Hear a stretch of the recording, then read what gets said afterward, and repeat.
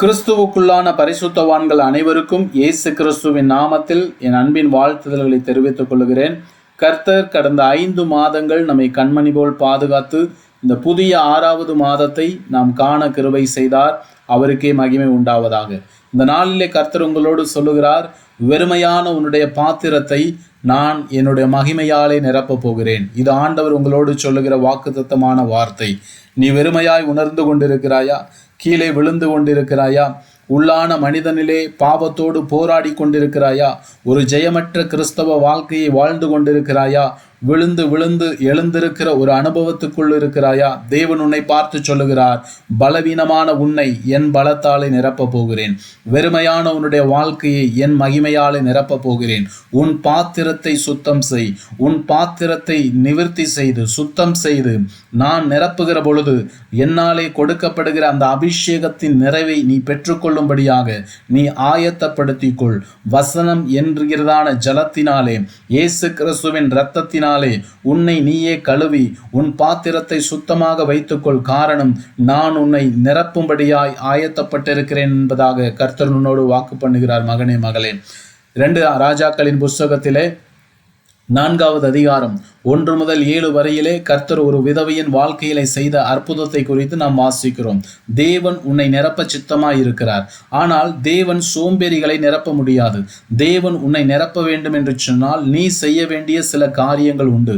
ஒவ்வொரு மனிதனுடைய வாழ்க்கையிலே 2 காரியங்கள் உண்டு. அதை 2 ஃபேக்டர்ஸுமாங்க. ஒன்று காட்ஸ் ஃபேக்டர், இன்னொன்று ஹியூமன் ஃபேக்டர்.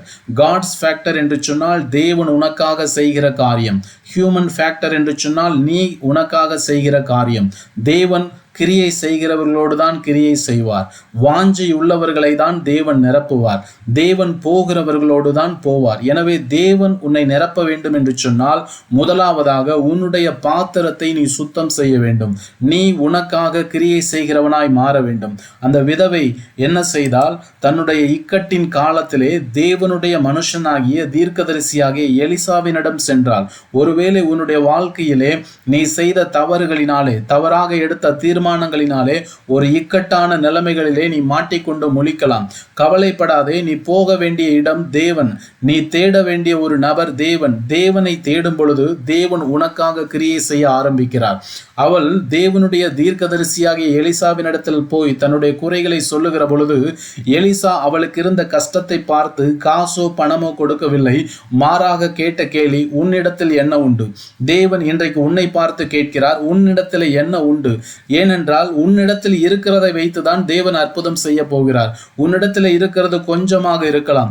கொஞ்ச பரிசுத்த ஜீவியம், கொஞ்ச பக்தி ஜீவியம், கொஞ்ச விசுவாசம் போதும். அதை வைத்துக்கொண்டு தேவனை நம்பி நீ களத்தில் இறங்கு. தேவனை நம்பி அவரிடத்தில் வா. உனக்கு இருக்கிற கொஞ்சத்தை தேவனிடத்திலே கொடுக்க பழகு. கர்த்தர் அந்த கொஞ்சத்தை தான் விருத்தி செய்ய போகிறார். கொஞ்ச பலத்தில தான் உன்னை வைத்து பெரிய காரியங்களை செய்ய போகிறார். கிதியோனை பார்த்து ஆண்டவர் சொன்னார், உனக்கு இருக்கிற இந்த பலத்தோடே போ. உனக்கு இருக்கிற இந்த பலத்தோடே போ. உனக்கு இருக்கிற காரியங்களிலே தேவனுக்காக நீ செயல்படு. தேவன் அதை வைத்து பெரிய காரியங்களை உன் மூலமாக செய்ய போகிறார். இந்த விதவை என்ன செய்தால், தீர்க்கதரிசி எலிசாவினுடைய வார்த்தைக்கு கீழ்ப்படிந்து அந்த கொஞ்சத்தை வைத்திருந்தாலும் கூட அவனுடைய வார்த்தைகளின்படியே பக்கத்து வீட்டில் இருந்த எல்லா வெறுமையான பாத்திரங்களை வாங்கி கொண்டு வந்து தன்னுடைய வீட்டிற்குள் சென்று கதவுகளை மூடி தீர்க்கதரிசியின் வார்த்தையின்படியே அந்த வெறுமையான பாத்திரங்களை எண்ணெயாலே நிரப்ப ஆரம்பித்த பொழுது அது நிரம்பி நிரம்பி நிரம்பி நிரம்பி வழிகிற ஒரு அனுபவத்தை வந்தது. கர்த்தரின் நாட்களிலே நிரம்பி நிரம்பி நிரம்பி வழிகிற அனுபவத்தை உனக்கு கொடுக்க போகிறார். அவருடைய அபிஷேகத்தின் நிறைவை உன்னுடைய வாழ்க்கையிலே கட்டளையிட போகிறார். இது எப்பொழுது நடக்கிறது? நீ தேவனுடைய வார்த்தைக்கு கீழ்ப்படுகிற பொழுது.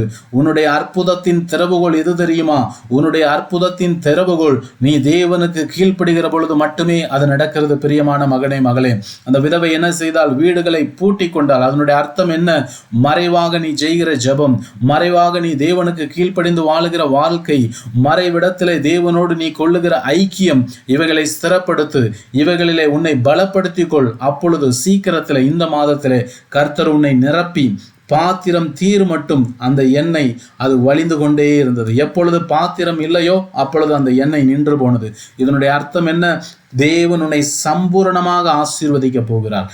சம்பூரணமாக உன்னை நிரப்பி, நீ போதும் என்கிற வரையிலே உன்னை ஆசீர்வதித்து அபிஷேகத்தின் வல்லமையாலே நிரப்பி அவருடைய மகிமைக்கு, அவருடைய மகிமையின் வேலையை செய்ய உன்னை பயன்படுத்த போகிறார். கர்த்தர் இந்த வார்த்தையின்படியே உனக்கு செய்து உன்னை ஆசீர்வதிக்கட்டும். இயேசுவின் நாமத்தில் ஆசீர்வதித்து ஜெபிக்கிறேன். ஆமென்.